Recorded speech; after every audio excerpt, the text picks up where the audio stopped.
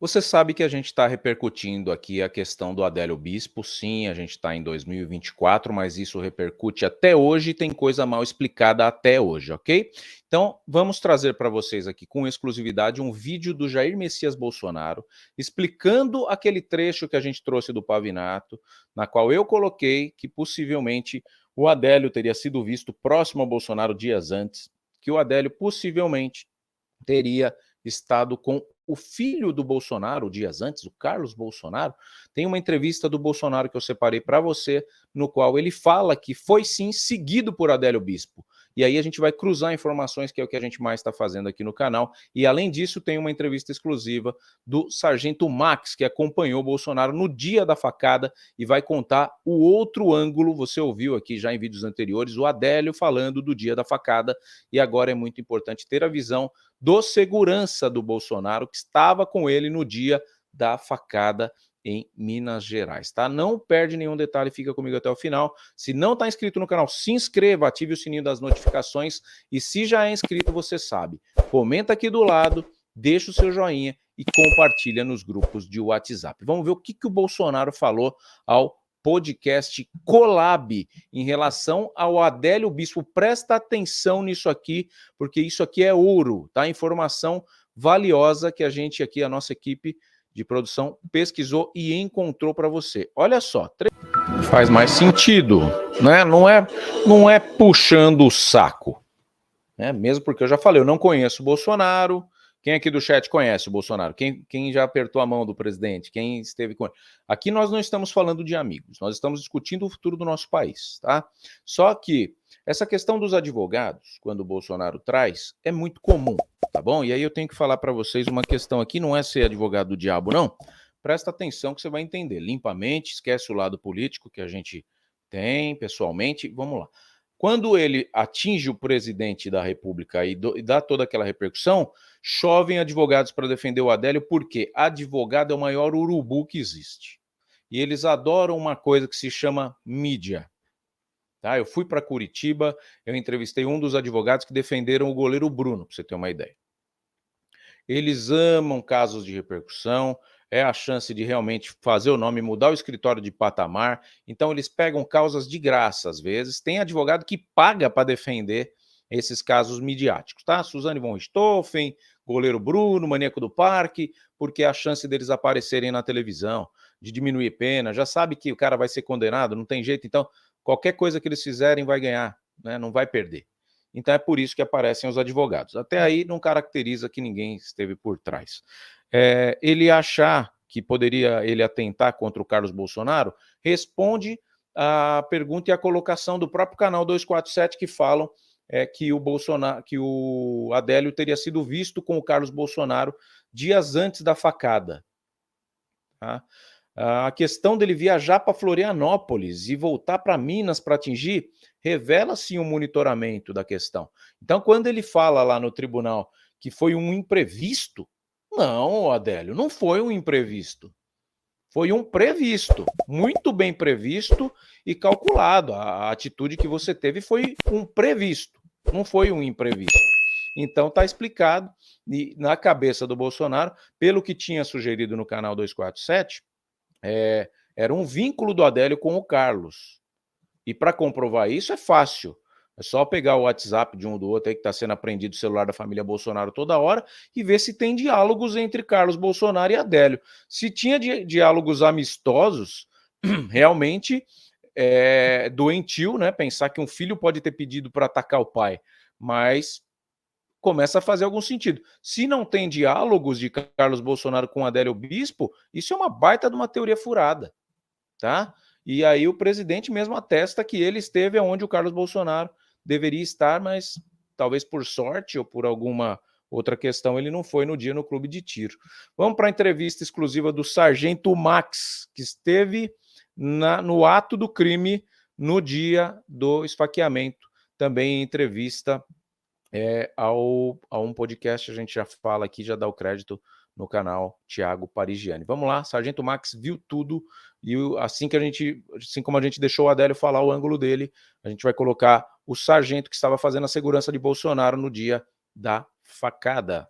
Ele desceu para falar com a jornalista. Só que saber, né? Pô, o senhor tá aí fora, tal. Normal. Esse dia tinha um cara de preto, calça preta, camisa preta, estava aqui na mureta, e ele ficou assim, olhando assim, sabe? Olhando pro presidente.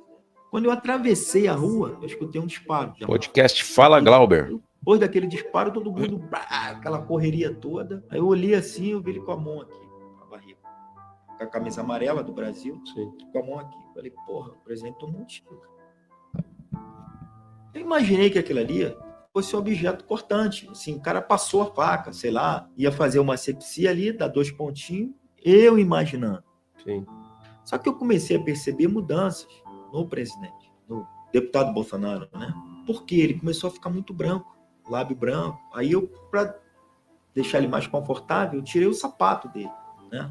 Puxei assim um sapato, o pé tava gelado mesmo, sabe? Acho que vamos fazer uma tomografia nele aqui. E entramos com ele, eu fiquei observando, né? Quando fez a tomografia, meu, escutei o médico lá de dentro, o médico falou, gritou, centro cirúrgico, centro cirúrgico, centro cirúrgico, centro cirúrgico. A facada, houve uma torção de punho.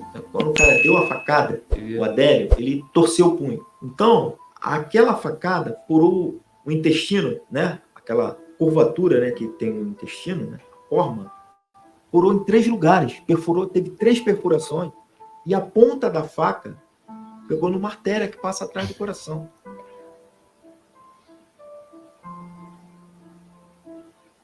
E aí, no dia seguinte, eu parei minha moto, cheguei lá na casa dele de madrugada, parei a moto, o presidente abriu a porta, que era então deputado, né? Já era o candidato. Ele abriu a porta e eu percebi também que ele estava meio, sabe, assim, na dele, meio calado e tal. Aquela sensação estranha, assim? Porque ele sempre brinca, cara. O cara é muito, sabe, brinca com todo mundo, sacaneia todo mundo, assim, sabe, naquela brincadeira dele. Um cara muito, muito natural, muito espontâneo.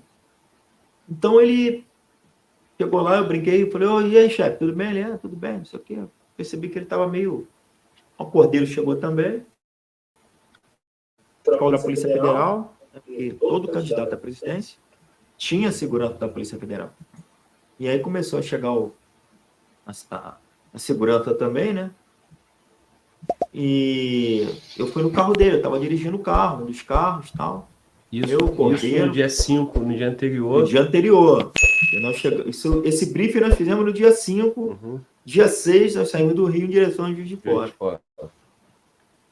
E aí foi o carro dele. Eu fui dirigindo, o Cordeiro, ele, o Carlos também. Pum, tocamos para Juiz de Fora. Ele calado também, não falou muito e tal. Aí chegamos lá em Petrópolis, né? Na Serra de Petrópolis, lá tem uma padaria grandona e tal. E a gente parou ali para tomar um café, que a gente saiu muito cedo, né? Madrugada, 4 horas da manhã e tal. Ele parou ali, já estava, acho que estava clareando o dia, não lembro. O pessoal já bombava com ele, né? Porra, o presidente ali e tal, já chamava ele de presidente. Tal, porque ele bombou, né, cara? Já estava eleito. Pô. E ele, assim, meio, sabe, não era aquele cara que estava... Eu estava acostumado a ver nas campanhas, sabe? Estava meio, sabe, devagar ali. E aí a gente tomou café. Eu ainda perguntei para ele, chefe, alguma coisa aí? Ele, não, tudo bem e tal, mas na dele. Seguimos viagem. Quando chegou em Juiz de Fora, tinha um canteiro central assim, e tinha uma equipe de jornalismo. E o jornalista viu aquelas viaturas, né? Fez sinal para que nós parássemos. Ele mandou encostar, eu encostei o carro ali. Ele desceu para falar com a jornalista. Só que saber, né? Pô, o senhor tá aqui, em Juiz de Fora, tal. Normal. E tinha um cara, nesse dia, tinha um cara de preto. Calça preta, camisa preta, encostado aqui na mureta. E ele ficou assim, olhando assim, sabe? Olhando pro presidente. No caso, então, deputado, né? Que ele não tinha sido eleito. O cara encostou assim, mas ficou bem próximo a ele ali. Aí eu percebi, já encostei no cara. Dei a volta aqui e fui para trás do cara. Falei, pô, o cara é estranho, sabe? Imaginei que o cara fosse, sei lá, tentar alguma coisa contra ele ali e tal. Aí ele percebeu que eu estava atrás dele ali, ele olhou assim para trás 2 vezes, percebeu que eu estava de olho nele ali, ele acendeu um cigarro e atravessou a pista. Eu atravessei atrás dele, pô. Achei o cara estranho, suspeito ali, né? Eu atravessei atrás dele. Porra, ele meteu o pé, meu irmão, ó. Saiu voado. Atravessou a segunda pista, eu estava atravessando a primeira, né? E ele meteu o pé. Aí eu voltei, já falei com o cordeiro, o cara que estava comigo. Falei, pô, cara estranho, o cara meteu o pé, saiu correndo aí e tal. Aí eu... Enfim, aí acabou aquela entrevista dele ali e tal. Foi pro primeiro evento. Primeiro evento do dia, que era um hospital que tratava de crianças com leucemia. E ele queria visitar esse hospital. Ele pediu, o presidente, não, eu quero ir lá. Quero ver as crianças, eu quero... Pô, tem que ir lá, eu quero ir lá. A gente parou nesse hospital, na porta desse hospital. Parei, desceu dos carros e tal. Eu falei pro Cordeiro, vai com ele lá. Acompanha ele dentro do hospital, porque eu vou ficar aqui fora. Né? Tinha camisa, roupa, tinha a pistola dele que estava ali. Né? Tinha material nosso ali. Eu falei, pô, vou ficar aqui fora tomando conta do carro. A viatura não queria entrar ali. Né? E você já estava sentindo esse clima Sim, estranho e esse estranho. cara te chamou a atenção também, parado. né? O cara correu, cara. Então, O cara acendeu um cigarro e meteu o pé. Eu fui atrás dele, quando ele percebeu, ele... Ele percebeu que você tinha notado. Sim, notado. E aí, o que eu fiz? Fechei o carro, postei assim na parede, no muro do hospital, fiquei esperando ele acabar o evento para ele entrar no carro e irmos para o segundo evento. Estou lá assim na mureta, no muro, né, do hospital. Aí vi um cara com roupa paisana. O cara falou assim, você que é o Max? É mesmo? É. Falei, sou eu, por quê? Sempre me posicionei de uma forma com que eu conseguisse sacar minha arma. Rápido, sabe? Então eu já estava ali numa posição mais estratégica. Se precisar sacar a arma rápido. Ele falou, você que é o Max? Eu falei, sou, por quê? Aí ele meteu a mão no bolso, pegou a carteira, identificou. Eu confesso, eu não lembro o nome. Sou do serviço reservado daqui da Polícia Militar de Minas Gerais. Posso falar com você um minuto? Falei, claro. Peguei a minha carteira e também me identifiquei. Era sargento. Sou sargento da PM do Rio. Ele falou, não, eu sei. Queria conversar com você. Eu falei, pô, cara, agora? Aí ele pegou um mapa, abriu aqui, dentro da roupa, tirou um papel, era um mapa. Ele falou, olha, nós temos um informe, tem uma diferença de informação para informe, né? Informação é fidedigna. O informe é uma coisa mais... É mais um dado ali. Mais um dado. Ele falou, nós temos um informe, foram as palavras dele, tá? Que vão fazer uma sacanagem com o nosso presidente hoje. Aí ele pegou assim aquele papel, botou no capô do carro. Espera só um pouquinho. Isso é um fato novo, né? Isso aí já é um fato novo. Aí vamos ligar as pontas. Como que uma pessoa, que até então eu estou falando que sugere que agiu sozinho, como um militar local tem acesso a uma informação de que vão fazer uma coisa errada com o candidato? Deixo para você responder. Tá? Aí é um fato novo trazido pelo segurança do Bolsonaro na ocasião. Você está vendo que ele está totalmente informal, falando para o podcast aí do Fala Glauber. Não vejo mentira no olhar desse cara também. E aí, como surgiu essa fumaça de que haveria um atentado contra o candidato a presidente, o então deputado Jair Messias Bolsonaro? Segue, Max. Vamos lá. Olha, aqui é zona vermelha, é concentração. do PT, tudo quanto é coisa ruim está aqui. Ele não pode ir para esse lado. Era uma rua e uma praça. Aí do lado da praça tem uma rua. Faz sentido de ter as pessoas chamando ele de lixo, como o Adélio tinha falado. Era um lugar povoado por petistas. Informes. Isso. Beleza. Saímos do primeiro evento do hospital. Falei, pô, cara, obrigado. Valeu a dica. Passei para os companheiros. Falei, olha, tá acontecendo isso. A gente tem que ficar ligado aí, porque recebi esse informe e tal. Beleza. Vamos para o segundo evento. Era um hotel, presente discursou nesse hotel e tudo mais, tal. Vamos para o terceiro evento, quarto evento. Vamos comer um negócio na rua, lá no restaurante self-service desse bem simples, né? O presidente sempre gostou disso. Cara, ostentou essa situação aí de muito luxo, nada disso. A gente comeu lá nesse restaurante self-service e fomos para o último evento, que era essa praça. Entramos nos carros, pegamos estrada. Aí era uma subida, uma rua bem íngreme. Vimos assim e tal. Quando chegou lá em cima, cara, no topo, eu olhei assim, era um mar de gente, cara. Um mar de gente. Como é que a gente vai chegar de carro ali? Sabe? Eu vi a praça, um mar de gente. Coisa assim, absurda. Porque tem um planejamento, né? Tem toda cerca uma de 40 mil pessoas, né? popular que vai ter ali, 40 mil previsão, pessoas. mas você pode ser surpreendido. Você né? imagina 40 mil pessoas? Deixa eu fazer o Coisa outro assim, break aqui. surreal, tá? Na manifestação da Paulista recente, tinha 180 mil pessoas. Não é 180 mil, pô. Falei besteira aqui. Era o cálculo que a gente tinha feito, 280 mil pessoas, né? 3 Morumbis... Não, foi 180 mil mesmo. 3 Morumbis lotados, segundo a estatística da USP, do Datafolha que o Bolsonaro ri. E aí nas passeatas, aquele volume ali é de 2 milhões de pessoas, né? Eu não acredito que tinha 2 milhões de pessoas ali, mas pelo menos umas 500 mil pessoas.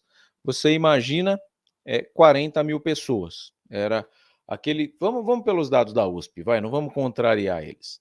Se ali na Paulista tinha 180 mil pessoas, 4, 8, 12, 16, vamos por 20. 1/5 da Paulista estava lá nesse dia em Minas Gerais, tá?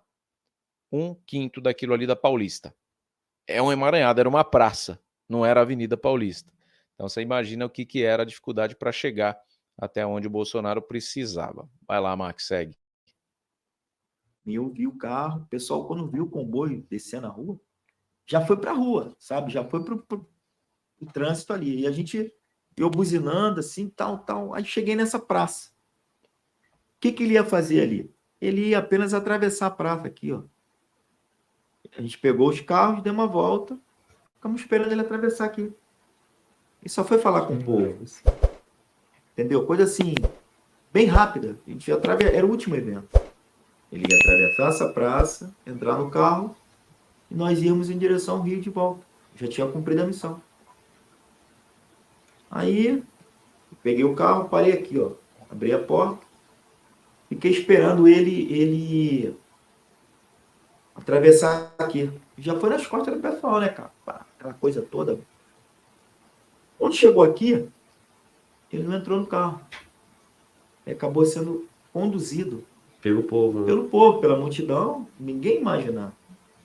Mas já tinha aquela Preocupação. E aí atravessou-se a rua.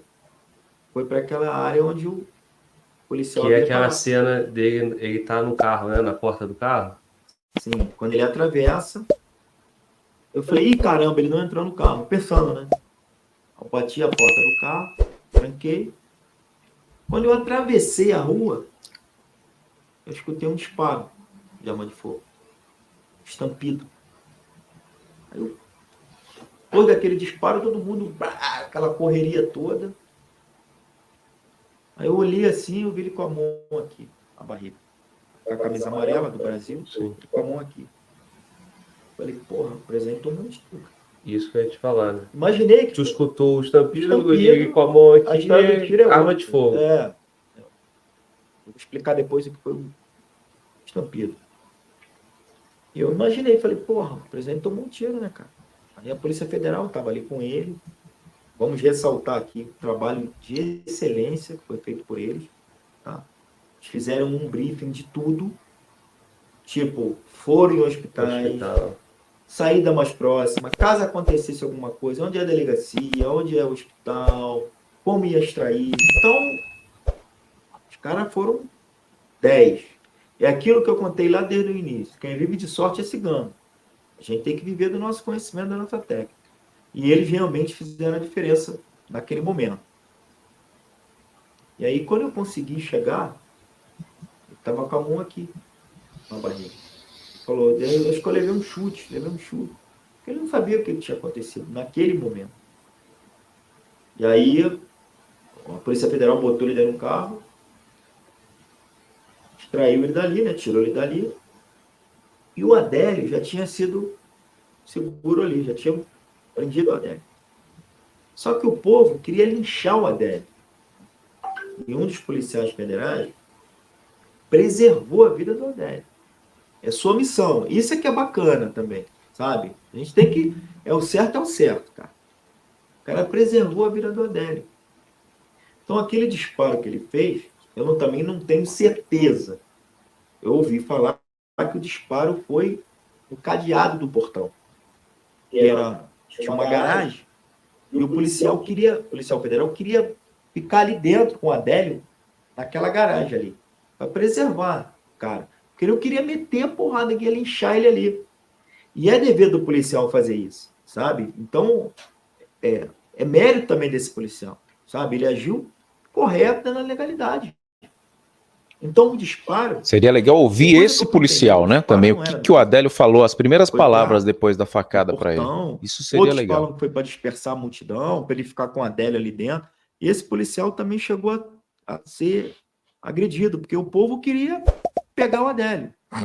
Então, e nesse momento ali, ele estava com o Adélio, era de segurança, a equipe fez a extração. De responsabilidade do policial preservar a integridade física do preso. E ele preservou a integridade física do preso.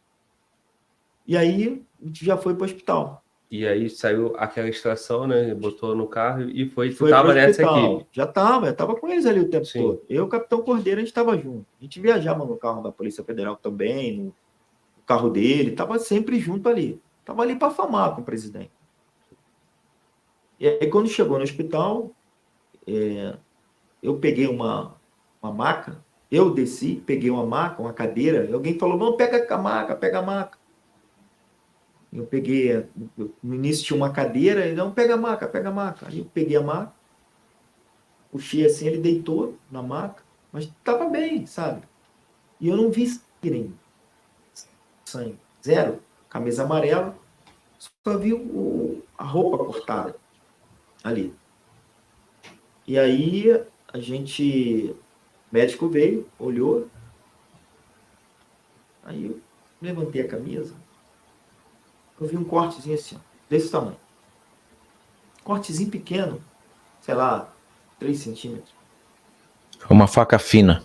Eu imaginei que aquilo ali fosse um objeto cortante. Assim, o cara passou a faca, sei lá, ia fazer uma asepsia ali, dar 2 pontinhos, eu imaginando. Sim. Só que eu comecei a perceber mudanças no presidente, no deputado Bolsonaro, né? Porque ele começou a ficar muito branco, lábio branco. Aí eu, para deixar ele mais confortável, eu tirei o sapato dele, né? Puxei assim o sapato, o pé tava gelado mesmo, sabe? Aí tu começou a ficar preocupado. Eu falei, pô, estranho, e o lábio muito branco, ele com a mão aqui, mas não tinha sangue nenhum. Vai deixando seu comentário, gente. Curte, compartilhe e deixa o seu joinha. Não, vamos examinar, tal. Aí o médico levou ele lá para dentro, eu entrei com ele, e aí fez eu não lembro o nome daquele exame, você passa um gel e passa uma... Ressonância magnética, ultrassom. Igual faz com grávida. Ultrassom. Isso eu não sei o nome, né? Eu sou polícia. O pessoal do chat sabe tudo. O chat vai falar pra gente aí. E aí passou aquele negócio ali. No primeiro momento, depois o médico explicou. Quando é uma lesão nova e você usa aquele ultrassom, normalmente não aparece tamanha gravidade. É porque tava tudo interno. Tudo interno, cara. E aí o médico falou, porra. E eu comentei com o médico aí. Falei, pô, doutor, ele tá pálido, né? Tá meio pálido.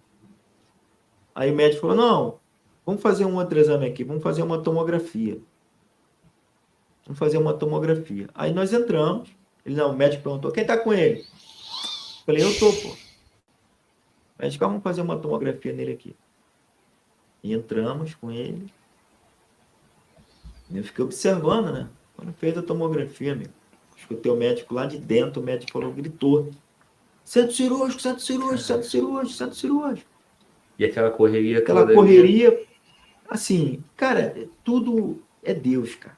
Foi sabe? Porque parece que estava sendo trocado um plantão e como teve aquele evento muito grande lá em Minas, os médicos, quando em casa assistindo, quando souberam correram para o hospital. Voluntariamente já foram para o hospital, sabe? Para ajudar. Tinha médico ali, enfermeiros, que não estava nem de plantão, mas partiram para o hospital. E aí, centro cirúrgico, quem tá com ele? Eu falei, ele veste essa roupa aí. Aí me deu uma roupa, botei aquele negócio no pé, protetor e tal, fiz a sepsia lá na mão.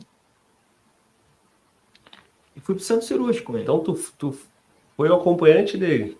Eu e o filho. E o Carlos. E eu fiz a sepsia lá, tal, botei aquela touca, ajeitei as minhas armas aqui, botei a roupa lá, e fiquei lá dentro do centro cirúrgico. Aí começaram a fazer o procedimento, né, cara? Tirar, limpar e tal. Já vieram já com aquela anestesia e tal.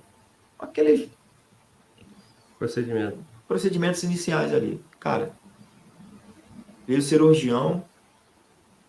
Quando abriu, camarada, hemorragia de natureza grave. Grave mesmo. Muito sangue. Tudo misturado. Entendeu? Aí, por isso que não sangrou para fora, sangrou por dentro. Hemorragia interna. Aí um dos médicos falou que tu vai ficar aqui. Eu falei, eu vou ficar. Eu vou ficar aqui, pô. Aí fiquei com ele ali. O médico abriu. Camarada. Ia pegar chumaço de pano. Foi tirando o intestino. O médico falava, lesão. Aí vinha... cauterizava. Porque a facada, houve uma torção de punho. Quando o cara deu a facada... Pegou lateral. Ele torceu o punho. Não foi reta. Então, não entrou e saiu, ela entrou curvada. Furou o intestino, né? Lateral. A curvatura, né, que tem o intestino, né? A forma, furou em 3 lugares. Teve 3 perfurações. E a ponta da faca pegou numa artéria que passa atrás do coração. Só que, se ela fosse um pouquinho mais para o lado ou para o outro, era fatal. Então, até isso, Deus o ajudou, né? E outra, falando tecnicamente, né, de uma forma mais técnica, lesões causadas, eu não sou médico, mas eu estudei isso na polícia, eu tive esse conhecimento. Lesões causadas por objetos cortantes podem ser mais graves do que uma perfuração com projétil. De projetil. Às vezes, o projetil, ele vem em brasa, ele pode fazer... O furo já cauteriza. Ele faz a perfuração, rompe alguns órgãos, cavidade inicial, né, cavidade temporária, cavidade permanente. Projetil, às vezes, ele pode cauterizar. Ou entrar, se não pegar órgão nenhum, transfixar, e você não tem uma lesão. A lesão de faca e objeto cortante é gravíssima.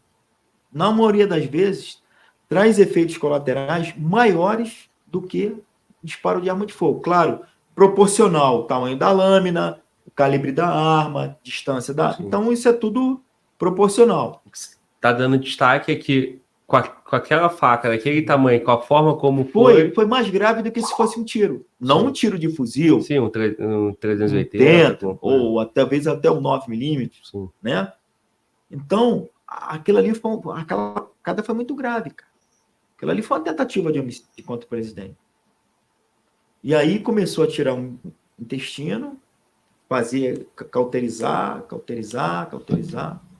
Limpou tudo, lavou tudo, sabe? Só que a hemorragia não parava, cara. O médico falava assim, olha, a gente tem que achar. Onde é que está isso aí? Onde é que está essa hemorragia? E aí o médico pediu meio litro de plasma, meio litro de sangue. Quero isso. Falei, pô, o negócio é sério, tá grave. E aí o médico falou assim, eu não lembro o nome desse médico. O presidente fala muito bem disso. Fala o nome desse médico, eu não lembro o nome dele. E aí o presidente falou assim, ele falou, achei. Ele achou a veia ou a artéria, não sei, passava atrás do coração. Daí ele conseguiu cauterizar, estancar essa hemorragia. Começou a colocar tudo para dentro de novo, intestino. Já botou a bolsa de colostomia, porque parte do intestino teve que, né, perdeu meio metro de intestino. Botou a bolsa, fechou. E aí a gente foi no médico, né, cara? E aí, doutor, como é que tá? Tal. O médico falou, olha, vai depender tudo agora, as últimas 48 horas e da vontade daquele lá de cima. Qual vai ser a reação? A recuperação dele. As primeiras 48 horas vão dizer tudo. E a vontade de Deus. Que o que podia ser feito já foi feito. Haja criatividade para a pessoa inventar, para quem duvida da facada, né? Haja criatividade. Ele falou, eu estou numa igreja. O Cordeiro largou tudo ali, porque ele sabia que eu estava lá dentro com ele. O que ele podia fazer mais? Sim. Ele podia pedir a Deus que preservasse a vida do presidente. E ele foi para a igreja. Procurou uma igreja lá em Juiz de Fora e tá onde? Eu tô na igreja, tô orando aqui. E aí a gente ficou ali, né, cara? Aí o meu telefone começou a bombar. Todo mundo ligando. Tá onde? O que houve? É verdade que... Tal. Ligou o senador, Flávio Bolsonaro, ligou. Max, como é que tá meu pai? Eu falei, olha, a princípio, né? Tem a diferença de em a princípio já foi operado e tudo mais, mas eu acho que não tá tão grave, porque a gente não... Eu não sou médico, pô, mas eu fiquei naquela ali, imaginava que... Sabe? Ele falou, pô, eu tô indo pra aí. Aí começou, todo mundo ligando, o Hélio, deputado Hélio Lopes, também ligou. Ele não era deputado na época. O Hélio Lopes ligou, e aí, irmãozinho, como é que tá o nosso presidente? Eu falei, cara, já foi operado, agora é só Deus. Tô indo para ele. Então começou a chegar gente lá, sabe? Começou a chegar um galerão lá em apoio, né, ao presidente. E aí passou a noite toda, né? Depois saiu do centro cirúrgico, foi pro CTI. E aí foi passando. Aí foi acordando, porque estava nesse... A gente ali com ele, sim, né? E aí ele foi acordando, aí olhou assim, abriu o olho. Já tava os filhos, tava a primeira dama também. Já tinham chegado, eu tava ali também. Aí foi abrindo o olho assim, olhando, sem saber o que tinha acontecido. Aí ele olhou assim para mim, perguntou o que tinha acontecido. Falou bem baixo, sabe? Ele assim, aí encostei. Falou, o que aconteceu? Falei, o senhor tomou uma facada. Ele, tipo assim, ele não lembrava disso, sabe? Não acreditou ainda muito. Não sabia o que estava acontecendo. Falei, você tomou uma facada. Ele perguntou para mim, pegou o intestino? Falei, pegou. Mas coisa mínima, né? Eu não ia falar, perdeu meio metro de intestino. Aí ele ficou assim e tal. Aí começou-se a pensar, aí já não foi decisão da família, lógico, óbvio, em tirar ele dali para transferir para uma unidade com mais recursos. Olha, gente, Alguns me condenam, né, por eu fazer um jornalismo opinativo aqui, mas vocês hão de convir comigo. Quando a gente vê o discurso de quem gosta do candidato que está no poder hoje, você sente militância, você sente que a pessoa é simpatizante ou membro de algum sindicato, você sabe se a pessoa trabalha num órgão público ou estatal, ou em algum momento da vida ela foi beneficiada por plano do governo e deve essa fidelidade ao governo esquerda. Quando você vê uma pessoa da direita falando, você não sente que ela está carregando uma bandeira. É que nem uma pessoa falar bem da empresa, por exemplo, você trabalha na Coca-Cola. Você sabe que a Coca-Cola ela é prejudicial à saúde. Quando você vê a esquerda falando, parece que ela não enxerga nenhum problema e ela só defende a esquerda. Ela não enxerga. A esquerda é impecável, sensacional. E o da direita, você vê o seu vizinho, que é um empreendedor ou que é um empregado de alguma empresa que não tem nada a ver com o governo, ele pega a camisa amarela, ele vai numa manifestação, você vê. E aí o que eu trago para vocês é isso. Será que a gente está errado? Será que eu sou um idiota de 43 anos que não consigo ver que eu estou falando bem do lado errado? O presidente Bolsonaro ele foi eleito com uma campanha de vereador. E é como eu falei aqui, eu não conheço pessoalmente. Poucos de vocês aqui do chat podem conhecer. Mas eu conheço pessoas que o conhecem. Assim como eu conheço pessoas que conhecem o Lula. E o que essas pessoas que conhecem o Lula me trazem não é o mesmo que as pessoas que conhecem o Bolsonaro me trazem. O Bolsonaro ele ganha essa simpatia gratuita, né? Ele é um cara agradável, não que o Lula não seja, porque ele é também um líder, e a gente entende isso. Só que ele é um líder que nasce num sindicato, um líder que nasce já negociando questões políticas com donos de empresa para não ter greve. Pessoas que conhecem o Lula que falam que ele chegava com um fusquinha, com aquela corneta em cima, parava na porta do sindicato, entrava na sala do dono da empresa e saía falando, tá tudo resolvido. E não é tá tudo resolvido porque ele trocou uma ideia. É porque ele recebeu alguma coisa para tá tudo resolvido e não ter a greve. Posso trazer essas pessoas aqui um dia. Não ouço isso do Bolsonaro. Vejo duas situações. Vejo uma mídia querendo colocar o Bolsonaro na cadeia, nesse momento aqui. Vejo uma mídia e o consórcio de imprensa que está recebendo dinheiro do governo nesse momento. Campanha Brasil, país de todos. Não é nem o país de todos, mas o slogan. Mas olha lá, Brasil, Brasil. Você pode ver que no Bolsonaro, na época do Bolsonaro, acabou isso. Por isso que a Globo não gostava do Bolsonaro. Talvez se ele tivesse jogado o jogo e dado uma verba para a Globo, talvez ele tivesse reeleito. Nem isso ele quis fazer. Ele não se deu ao trabalho de pensar na reeleição. E aí a gente teve a esquerda de volta. É culpa do Bolsonaro? Mais culpa do povo que não soube fazer essa leitura sem a influência da mídia. Mas confesso que um governante de direita um pouquinho mais centrado teria dado um pouco do dinheiro para a mídia também e não teria deixado a Globo escrachar ele 4 anos ali para o povão colocar de novo o Lula no poder. E aí não vamos falar de eleição fraudada, não, porque realmente a gente sabe que teve muita gente que votou no Lula. Mas é essa espontaneidade que a gente não vê na esquerda. Quando vem alguém falar da esquerda, alguma coisa tem. Ou ele recebe o Bolsa Família, ou o filho dele passou numa faculdade pública por méritos dele, e ele acha que é o governo que deu a faculdade pública. Sabia que na Argentina a faculdade de medicina é gratuita para qualquer um? Aqui é paga. Aqui para você passar na USP você tem que disputar com o pessoal oriental, que é muito mais avançado aí do que a gente intelectualmente.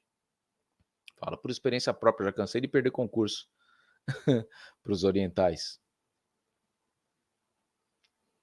Então é de se pensar. Enquanto a gente vê o povo com esperança, em cima de um cara que para mim está sozinho. Está sozinho. Se ele for preso, quem vai tirar o Bolsonaro da cadeia? E ele fala que ele teme que aconteça o que aconteceu lá na Rússia.